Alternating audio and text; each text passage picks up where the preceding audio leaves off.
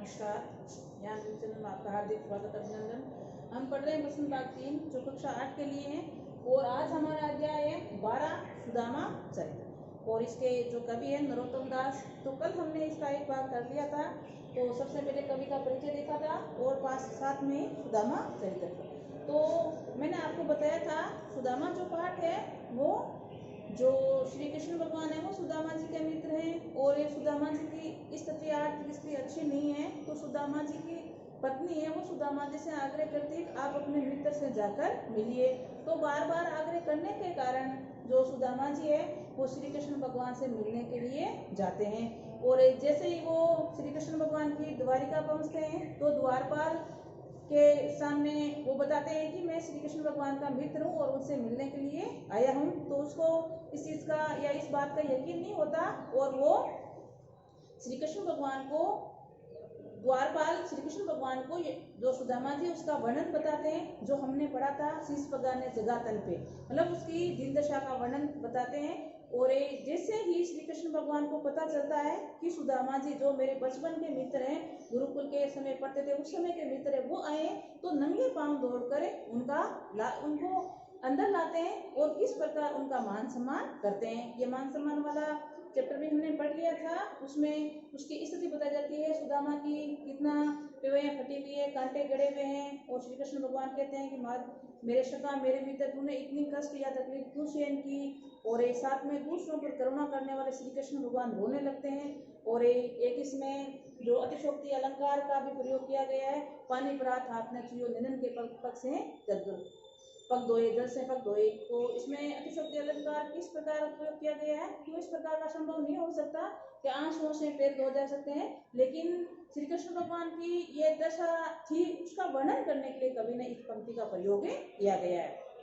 और साथ में हमने ये भी बात देखी थी, श्री कृष्ण भगवान को पता चलता है कि जो सुदामा जी है वो मेरे लिए भेड़ से कुछ लेकर आए लेकिन दे नहीं रहे हैं। तो श्री कृष्ण भगवान सुदामा जी से कहते हैं कि मैं जानता हूँ तुम चोरी में प्रवीण है, निपुण है, और अपने गुरुकुल की जो चलने वाली बात थी उसका भी जिक्र करते हैं। और साथ में कहते हैं कि मेरी भाभी ने मेरे लिए स्नेह प्रेम भेंट भेजी है, वो मेरे लिए रसगुल्ले आप मुझे दे दीजिए। और इसके बाद में आगे आज हम अगले अध्याय का अध्ययन करेंगे जिसमें क्या होता है, श्री कृष्ण भगवान सुदामा जी का मान सम्मान सत्कार करते हैं और फिर उनको विदाई देते हैं। तो विदाई देते समय श्री कृष्ण भगवान सुदामा जी को प्रत्यक्ष रूप से कुछ भी नहीं देते हैं। तो जो सुदामा जी है वो श्री कृष्ण भगवान के प्रति क्या प्रतिक्रिया होती है या क्या व्यक्त करते हैं वो हम अभी पढ़ेंगे। तो शुरू करते हैं। वे पुलकित वे उठी मलिन वे आदर की बात है। सुदामा जी श्री कृष्ण भगवान के बारे में बता रहे हैं कि जब मुझसे श्री कृष्ण भगवान मिले थे, मेरे सखा मिले थे, तो बड़े ही प्रसन्न हुए थे और भागकर मुझसे मिले थे और आदर सत्कार किया था, अच्छी अच्छी बातें की थी। वे फटकनी गोपाल की कछु न जानी जात, पता नहीं गोपाल को अब क्या हो गया है, जब मुझे विदाई दे रहा है तो कुछ नहीं दे रहा है, ब्राह्मण समझकर दक्षिणा के रूप में कुछ दे देता है। तो ये बातें कौन सोच रहा है, सुदामा जी। और बड़े गुस्से में है क्योंकि श्री कृष्ण भगवान से पत्नी का बार बार आग्रह करने पर उनसे मिलना आए थे ताकि कुछ दे दिया जाए, ताकि आर्थिक स्थिति है वो अच्छी हो जाए, लेकिन उसके जो मित्र है सखा उसने कुछ दिया नहीं है।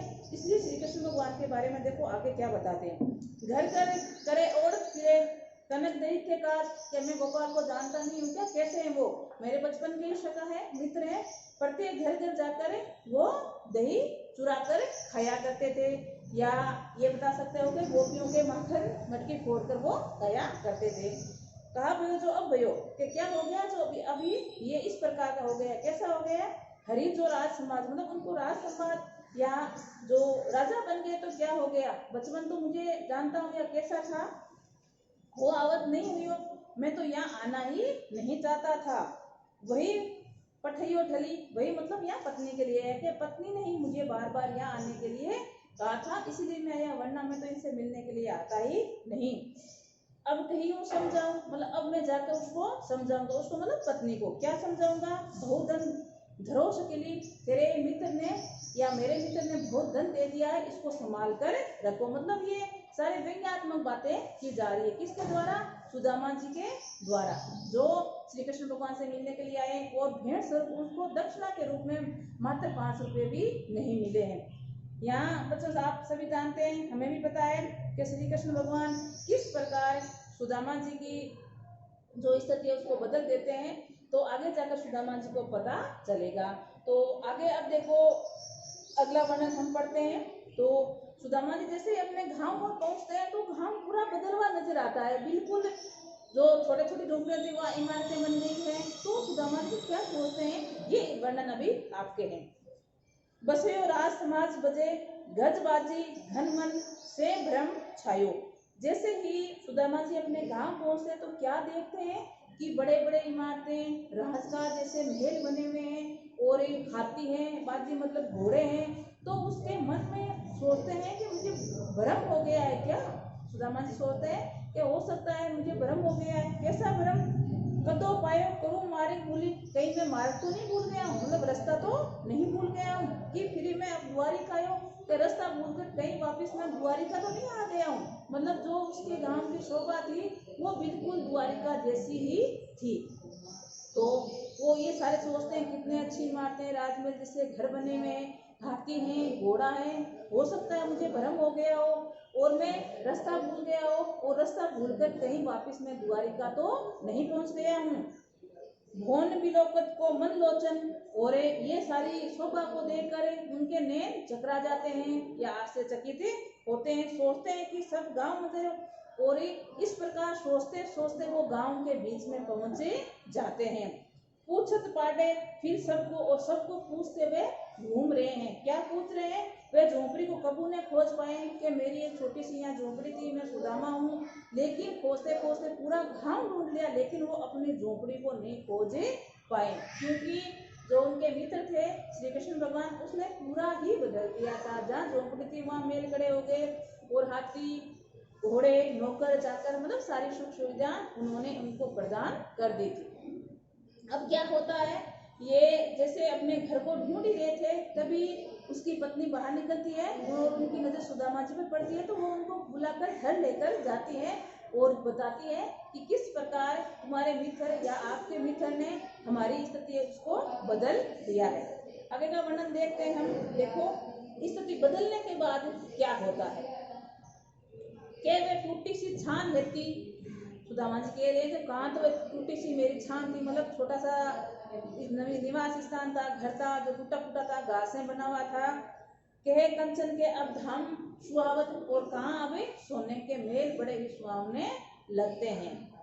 के पग में पनीने होती, कहते हैं कभी तो मेरे पग में पहनने के लिए मोचड़ी भी नहीं थी, मतलब नंगे पांव था।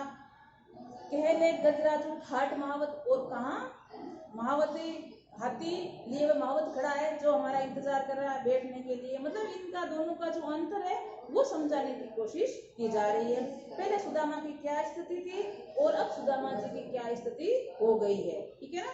तो सबसे पहले वो अपने घर से लेते हैं, तो कहाँ मेरा टूटा फूटा घास का बना हुआ छोटा सा घर था और कहाँ अब सोने के सुहावने मेल खड़े हो गए हैं। और दूसरी बात में कहाँ उनके पैरों में मोचड़ी भी नहीं थी, लेकिन आज उनका ले जाने के लिए या सवारी करने के लिए महावत हाथी लिए वे खड़े हैं। भूमि कटोर पर रात कटे, पहले तो बिना बिस्तर के ही भूमि पर ही सोना पड़ता था। कह कोमल सेज पे नींद न आवत, और आज जो मुखमल सी कोमल सी सेज है मतलब बिस्तर है उस पर भी नींद नहीं आ रही है। के जुड़ तो नहीं कदो शवा, यहाँ जरूरतों मतलब आवश्यकता की पूर्ति नहीं कर पाते थे। किसकी, कद्दू और शवा, ये दो अनाजों के नाम है भैया। और ये जैसे ज्वार वगैरह होती है ना एकदम निम्न प्रकार का अनाज, तो सुदामा जी कहते हैं तो कई ऐसा समय था जब हम 2 समय की आवश्यकता पूर्ति खाने की भी नहीं कर पाते थे, जो भी एक नाम मात्र का खाना होता था। प्रभु के प्रताप से दाख ने भावत है, अब ईश्वर की कृपा से, प्रताप मतलब कृपा, ईश्वर की कृपा से हमें आज किशमिश भी अच्छे नहीं लग रहे। दाख का मतलब होता है किशमिश, ड्राई फ्रूट। तो कहते हैं आज हमारे सामने अनेकों प्रकार के ड्राई फ्रूट पड़े हैं, किशमिश पड़ी है, काजू पड़े हैं, बादाम पड़ी है, फिर भी हमें खाने को अच्छा नहीं लग रहा है। तो अभी जो लास्ट की जो पंक्ति आई है उसमें सुदामा जी की पहली स्थिति और अब की स्थिति का अंतर बताया गया है, ठीक है बच्चों। तो आज हमने इस पाठ का जो बचा हुआ भाग था उसको पूर्ण किया है और अब मैं इसी पाठ के प्रश्न उत्तर करती हूँ।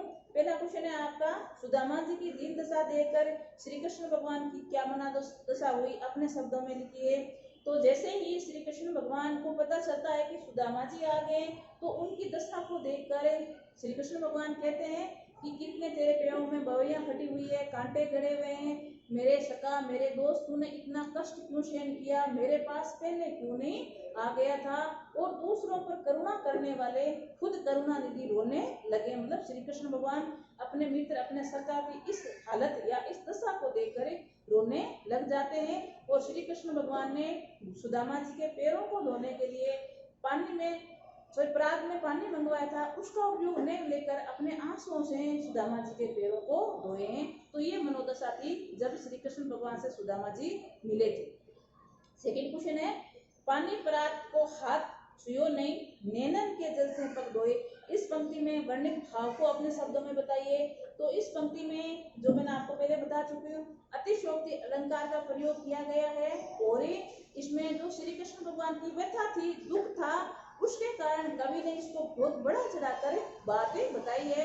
ऐसा कार्य संभव नहीं हो सकता, जैसे आंसू से पैर नहीं धोए जाते, लेकिन श्री कृष्ण भगवान की व्यथा को बताने के लिए कवि ने इस पंक्ति का प्रयोग किया है।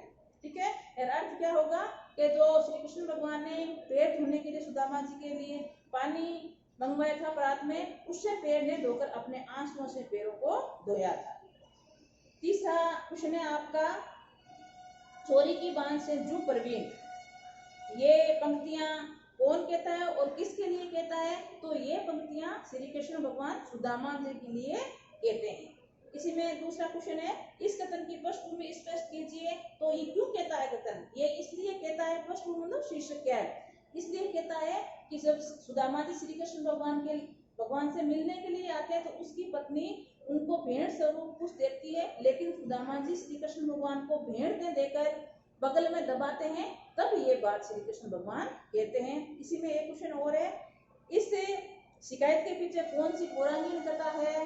तो चने वाली है, मैंने आपको जब लेसन करवाया था तब बताया था, एक बार और बता देती हूँ। एक बार क्या होता है, जब दोनों आश्रम में गुरुकुल में पढ़ते हैं तो जो गुरु माता है वो दोनों को जंगल में लकड़ी लाने के लिए भेजते हैं और साथ में चने देती है। चने सुदामा जी के पास होते हैं और श्री कृष्ण भगवान लकड़ी तोड़ने के लिए पेड़ पर चढ़ते हैं और फिर नीचे सुदामा जी लकड़ी को इकट्ठा करते हैं। तभी सुदामा जी को भूख लग जाती है और सुदामा जी चना खाना शुरू कर देते हैं। और चना कठोर होता है तो चने को दांत से जब तोड़ते हैं तो उसमें से किट की आवाज निकलती है। तो श्री कृष्ण भगवान सुदामा जी से पूछते हैं कि ये किट किट की आवाज कहाँ से आ रही है? तो सुदामा जी कहते हैं कि मेरे दांत की ठंड के कारण किटकिटा रहे हैं और कोई बात नहीं है। इस प्रकार सुदामा जी पूरे चने अकेले खा जाते हैं, श्री कृष्ण भगवान को नहीं देते हैं। इसलिए श्री कृष्ण भगवान ये बात उस समय कहते हैं जब चावलों की बात आती है। ठीक है, अभी अगला क्वेश्चन आपका, द्वारिका में खाली हाथ लौटते समय सुदामा मार्ग में क्या क्या सोचते आ रहे थे और कृष्ण के व्यवहार पर क्यों खिंच रहे थे? इसका उत्तर होगा, श्री कृष्ण भगवान ने सुदामा जी का बड़ा आदर सत्कार मान सम्मान किया, लेकिन जब उनको विदाई दी तो प्रत्यक्ष रूप से दक्षिणा के रूप में 5 रुपए भी नहीं दिए। इसलिए सुदामा जी बड़े क्रोधित हो जाते हैं, नाराज होते हैं और श्री कृष्ण भगवान के बारे में कई प्रकार की बातें करते हैं। जैसे कहते हैं कि बड़ा हो गया तो क्या हुआ, राजकाज मिल गया तो क्या, मुझे पता है ये बचपन में गुजरी के मटकी तोड़कर मारकर खाया करता था, मैं तो यहाँ आना ही नहीं चाह रहा था, लेकिन मेरी पत्नी ने बार बार आग्रह कारण मैं यहाँ आया हूँ। अब मैं उसको जाकर समझाऊंगा कि तेरे या मेरे मित्र ने इतना सारा धन दिया है, इसको तू संभाल कर रख। ठीक है, आपके एक क्वेश्चन और है इसमें, अपने गांव लौट कर जो सुदामा अपनी झोपड़ी को नहीं पहुंच पाते हैं तो उनके मन में क्या क्या विचार आते हैं? तो सुदामा जी ये वर्णन करते चल ही रहे हैं, तभी अपने गांव पहुंच जाते हैं और गांव की जो स्थिति है वो बिल्कुल पहले की जगह बिल्कुल उल्टी हो गई, मतलब बिल्कुल विपरीत हो गई थी। तो सुदामा जी पहचान नहीं पाते हैं, तो वो सोचते हैं मुझे भ्रम तो नहीं हो गया है, कहीं मैं वापस रास्ता भूलकर द्वारिका तो नहीं पहुंच गया हूँ। ये मेल है, ठाट बाट है, हाथी हैं, घोड़े हैं, नौकर हैं, चाकर है, ये स्थिति कैसे हो गई? लेकिन बाद में उनकी पत्नी है वो उनको बताती है कि आपके मित्र द्वारा ये हमें से प्रेम भेंट दिए गए हैं। तो ये था आपके आज का पाठ सुदामा चरित्र। कल कुछ भाग किया था, आज हमने पूर्ण भाग कर लिया, साथ में प्रश्न उत्तर भी कर लिए। तो आज के लिए